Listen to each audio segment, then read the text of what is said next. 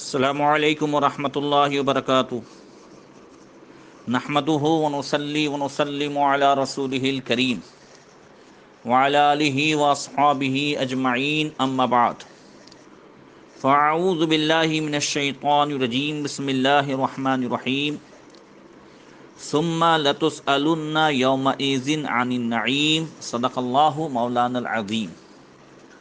درود شریف پڑھیں، اللہم صلی علی سیدنا مولانا محمد معدن جود والکرم والہ وصحبہ بارک وسلم۔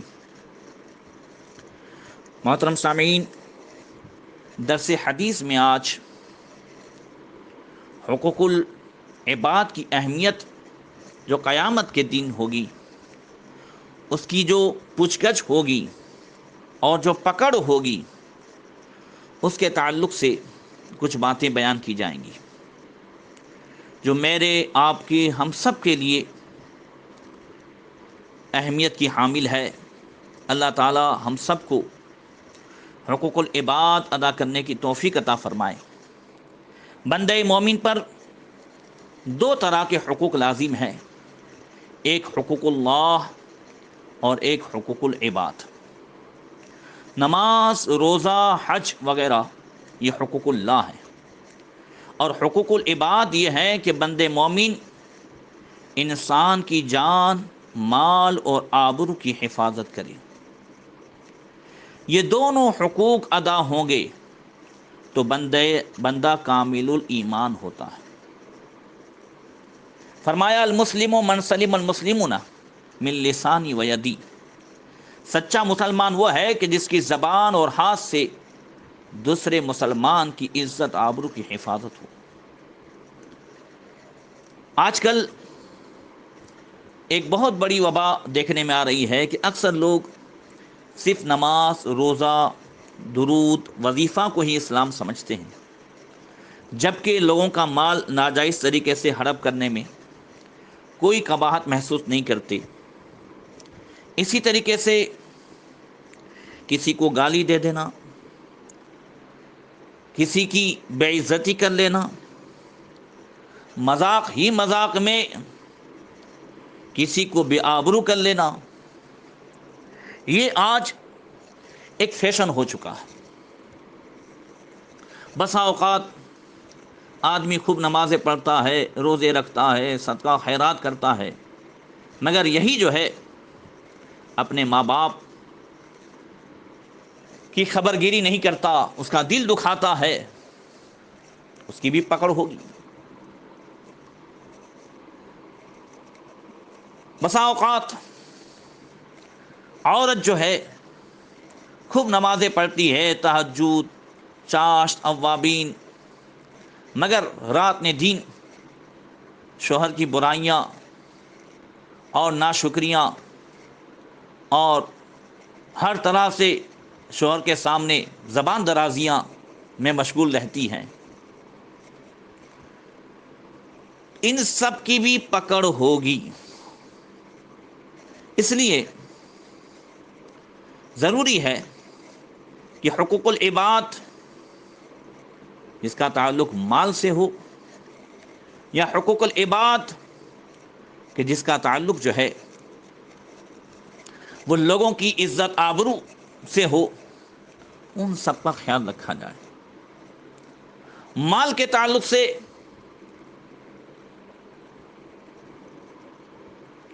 اللہ فرماتا وَتُحِبُّونَ الْمَالَ حُبًّا جَمًّا، اے بندو تم مال کے ساتھ بہت ہی زیادہ محبت کرتے ہو۔ دوسری جگہ اللہ نے فرمایا الْحَاكُمُ التَّكَاثُرُ حَتَّى زُرْتُمُ الْمَقَابِرَ، یعنی بندو تمہیں مال کی کثرت کی محبت نے قبر و آخرت سے غافل کر دیا، اور یہ مال جمع کرنے کی محبت قبر میں جانے تک رہتی ہے۔ پھر فرمایا کَلَّا سَوْفَ تَعْلَمُونَ ثُمَّ كَلَّا سَوْفَ تَعْلَمُونَ، ہاں تمہیں وہاں پتہ چل جائے گا، ہاں ضرور پتہ چل جائے گا۔ پھر اگر مال و دولت کی محبت پر کنٹرول نہ کیا جائے تو یہاں تک وہ محبت پہنچ جاتی ہے جس کی نشاندہی اللہ کے رسول صلی اللہ علیہ وسلم نے حدیث پاک میں فرمائی۔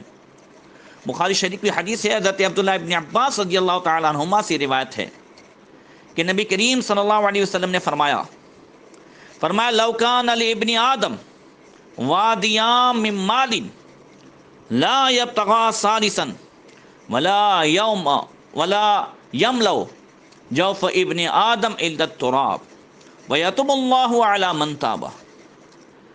آقا کریم نے فرمایا اگر انسان کے لیے دو وادی پورے دو جنگل مال کے ہوں تو بھی وہ چاہے گا کہ ایک وادی اور مل جائے، اور انسان کے پیٹ کو صرف قبر کی مٹی ہی بھر سکتی ہے، اور جو شخص توبہ کر لے تو اللہ تعالیٰ اس کی توبہ کو قبول کر لے۔ حدیث پاک میں آقا کریم صلی اللہ تعالی علیہ وسلم نے ارشاد فرمایا، دیکھیے ایک ایک چیز کے بارے میں پوچھا بھی جائے گا، حساب بھی لیا جائے گا۔ مال بھی نعمت ہے، اولاد بھی نعمت ہے، بلکہ ٹھنڈا پانی بھی نعمت ہے۔ قیامت کا دن وہ حساب کا دن ہے۔ ثم لتسألن یومئذ عن النعیم، اللہ فرماتا ہے پھر اس دن جو ہے وہ نعمتوں کے بارے میں پوچھا جائے گا۔ حضرت ابو ہریرہ رضی اللہ تعالیٰ عنہ سے روایت ہے کہ اللہ کے رسول صلی اللہ تعالی علیہ وسلم نے فرمایا، ان اول ما يسأل العبد يوم القیامة من النعیم ان يقال له الم نصحی جسمک ونروک من الماء البارد۔ قیامت کے دن بندے سے سب سے پہلے نعمتوں کے متعلق جو حساب کیا جائے گا اور احسان جتلایا جائے گا، اللہ فرمائے گا کیا میں نے تیرے بدن کو صحیح نہیں رکھا، تجھے تندرستی نہیں دی، اور تجھے ٹھنڈے پانی سے سیراب نہیں کیا؟ اللہ اکبر۔ کل قیامت کی وہ گرمی، وہ محشر کی کڑی دھوپ، وہ پسینوں کی کثرت جس کا ذکر ہو چکا، اندازہ لگائیں اس میں ٹھنڈے پانی کے تعلق سے اسے یاد دلایا جائے گا کہ یاد کر تجھے کیسی کیسی نعمتیں دی گئیں۔ آج ان نعمتوں کی بھی ہمیں قدر نہیں ہے۔ بہت سی جگہ پانی بہتے رہتا ہے، ہم دیکھتے بھی ہیں تو نل بند کرنے کی ہمیں توفیق نہیں ہوتی۔ یاد رکھیے کہ جہاں نل ٹپکتے رہتا ہے وہاں اس گھر میں سے برکت ختم ہو جاتی ہے۔ یہ پانی کی ناقدری ایک نہ ایک دن انسان کو بے برکتی کی طرف لے جاتی ہے۔ سرکار حضور مفتی اعظمین رحمۃ اللہ تعالی علیہ ایک جگہ تشریف لے گئے تو گھر والے کے یہاں وہ پانی جو ہے وہ بہہ رہا تھا، یعنی نل ٹپک رہا تھا۔ آپ نے اپنے ہاتھ سے بند کرنے کی کوشش کی مگر نل خراب تھا۔ آپ نے گھر والوں کو بتایا، اب وہ بھول گئے۔ دوسری مرتبہ حضور مفتی اعظمین تشریف لے گئے، پھر اس کی طرف نظر پڑی، ناراضگی کا اظہار فرمایا اب میں نہیں رہوں گا جہاں نعمتوں کی ناقدری ہوتی ہو۔ اللہ اکبر۔ اس لیے ہم ایک ایک چیز کے حساب کی طرف دیکھیں۔ حضرت سید السادات مولا کائنات مولا علی کرم اللہ تعالی وجہ الکریم کا ارشاد ہے، آپ فرماتے ہیں کہ ارتحالت الدنیا مدبرتن وارتحالت الآخرۃ مقبلتن ولکل واحد منہما بنون فکونوا من ابناء الآخرہ ولا تکونوا من ابناء الدنیا فإن اليوم عمل ولا حساب وغدا حساب ولا عمل۔ فرمائے لوگوں، دنیا پیٹھ پھیر کر جا رہی ہے اور آخرت سامنے آ رہی ہے، اور لوگ جو ہے دونوں میں سے ہر ایک کے چاہنے والے ہیں۔ تم آخرت کی چاہنے والے بنو، اس لیے کہ آج عمل ہے مگر حساب نہیں، لیکن کل قیامت کے دن حساب ہوگا، عمل نہیں ہوگا۔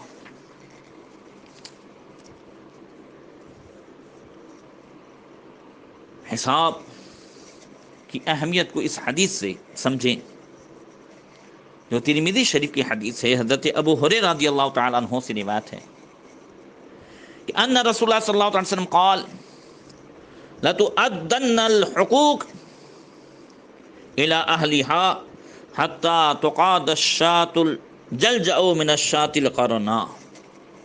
فرمایا قیامت کے دن حق والوں کو ان کا حق ضرور عطا کیا جائے گا، یہاں تک کہ سنگوں کے بغیر بکری سنگ والی بکری کے بدلے میں دے دی جائے گی. تو پھر اندازہ لگائیں کہ انسان جو ایک دوسرے کے حقوق کو پامال کرتے ہیں ان کا معاملہ کیا ہوگا. آج ہم اس کی طرف کوئی توجہ نہیں کرتے. فرمایا اللہ کے رسول صلی اللہ تعالی علیہ وسلم نے رحمہ اللہ عبدا كانت لأخيه عنده مظلمة في عرض أو مال فجاءه فاستحله قبل أن يؤخذ. حضور نے فرمایا اللہ تعالیٰ اس بندے پر رحم کرے جس کی ہاں اپنے بھائی کی عزت اور مال کا حق ہے، اور وہ حساب کے دن پھنسنے سے پہلے حق والے سے معافی طلب کر دے اور اس سے چھٹکارا حاصل کر لے. کیوں کہ وَلَيْسَ ثُمَّ دِينَارٌ وَلَا دِرْهَمٌ فَإِنْ كَانَتْ لَهُ حَسَنَاتٌ أُخِذَ مِنْ حَسَنَاتِهِ وَإِنْ لَمْ تَكُنْ لَهُ حَسَنَاتٌ حَمَّلُوا عَلَيْهِ مِنْ سَيِّئَاتِهِ. حضور نے فرمایا اس لیے کہ قیامت کے دن نہ تو دینار چلیں گے اور نہ درہم. اگر اس کی نیکیاں ہوں گی تو نیکیوں میں حساب دیا جائے گا، اور اگر صالح اعمال نہیں ہوں گے تو پھر وہ جن کے حقوق مارے ہیں، جن کو ستایا ہے، جن کو تکلیفیں دی ہیں، ان کے گناہ اسے منتقل کر دیے جائیں گے. یہ ترمذی شریف کی حدیث ہے، اور مسلم شریف کی حدیث میں تھوڑی سی اور وضاحت ہے. ذرا دیکھیں، حضرت ابو ہریرہ رضی اللہ تعالیٰ عنہ سے روایت ہے کہ ان رسول اللہ صلی اللہ علیہ وسلم قال اتدرون من المفلس قالوا المفلس فیما المفلس فینا یا رسول اللہ من لا درہم له ولا متاع. حضور نے ایک دن صحابہ کرام سے فرمایا کیا تم جانتے ہو کہ مفلس کون ہے؟ صحابہ کرام نے عرض کی یا رسول اللہ ہمارے نزدیک وہ مفلس ہے جس کے پاس نہ تو درہم ہے، نہ کوئی سامان ہے، نہ روپیہ پیسہ ہے. قال رسول اللہ صلی اللہ تعالی علیہ وسلم المفلس من امتی من یاتی یوم القیامت بصلاۃ وصیام وزکاۃ ویاتی قد شتم ھذا وقذف ھذا واکل مال ھذا وسفک دم ھذا وضرب ھذا. اللہ اکبر. آقا فرماتے ہیں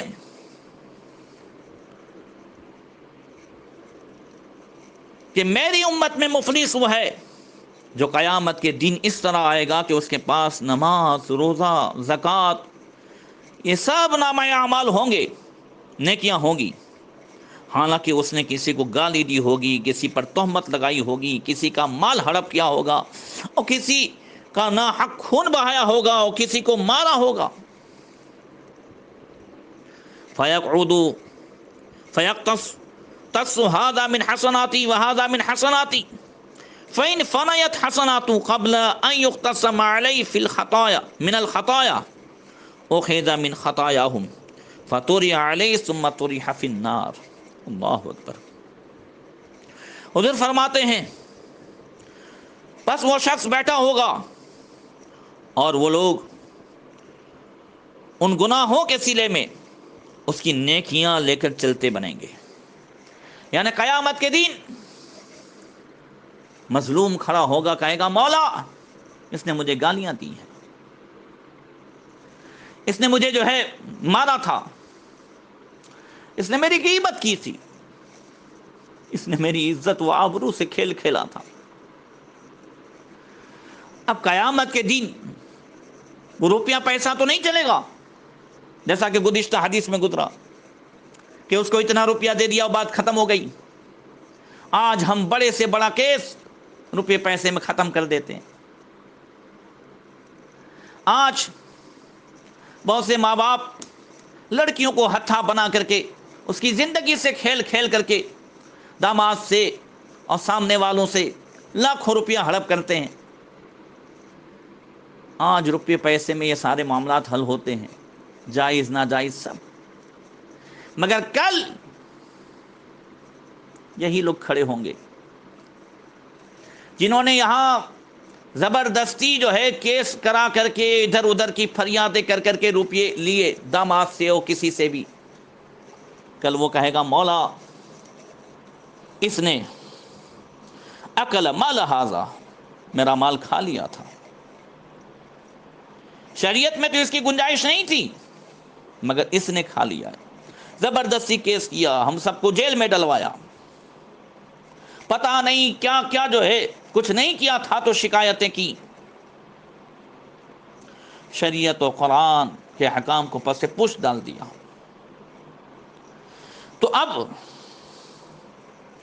اس ظالم جس نے خوب نیکیاں کی ہو، نمازیں پڑھی ہو، یہ کیا وہ کیا ہو، اس کی نیکیاں جو ہے ان مظلوموں کو دی جائے گی۔ اب سوچئے اتنے لوگ ہوں گے، اگر گناہوں کا بدلہ چکانے سے پہلے نیکیاں ختم ہو جائیں گی تو ان حضرات کے گناہ اس جو ہے ظالم کو منتقل کر دیے جائیں گے اور اسے دوزخ میں پھینک دیا جائے گا۔ حضور نے فرمایا ارے آیا تھا نماز روزے سب کے ساتھ، مگر نماز روزے وہ سب بھی جو ہے نیکیاں چلی گئی اور دوسروں کے گناہ بھی لے کر کے گیا، یہی سب سے بڑا مفلس ہے۔ اللہ اکبر۔ اس لیے ہم اس پر توجہ دیں، اللہ تعالی مجھے اور آپ کو، ہم سب کو توفیق عطا فرمائیں اور ہمیں ایسے کام کرنے کی توفیق عطا فرمائیں کہ جس سے بغیر حساب کے جنت میں داخلہ نصیب ہو۔ یہ کیسے ہوگا؟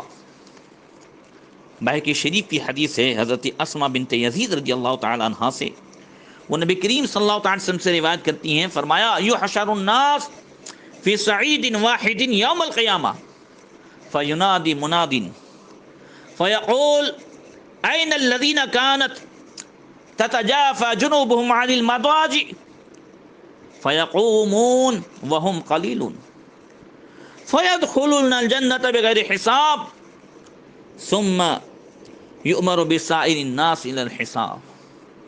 حضور نے فرمایا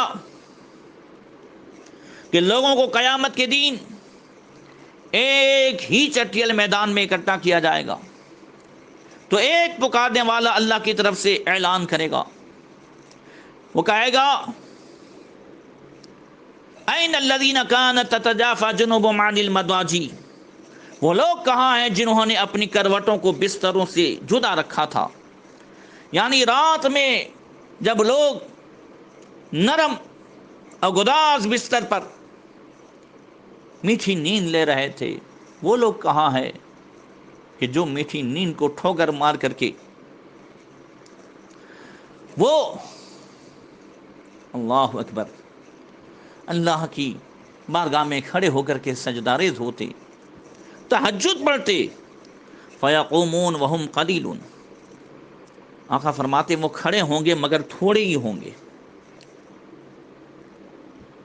ان کو بغیر حساب جنت میں داخل کر دیا جائے گا اور اس کے بعد تمام لوگوں کو حساب کی جانب جانے کا حکم ہوگا۔ اللہ تبارک و تعالی ہم سب کے حساب کو آسان فرمائے اور یہیں پر حقوق العباد ادا کر کے ایک دوسرے سے معافی تلافی کی توفیق عطا فرمائے، قیامت کے دن ہر مشکل کو آسان فرمائے اپنے حبیب صلی اللہ تعالی علیہ وسلم کے صدقے میں۔ یہ چند احادیث جو باقی رہ گئی تھی انشاءاللہ پھر آئندہ حوض کوثر اور شفاعت کے تعلق سے بیان ہوگا۔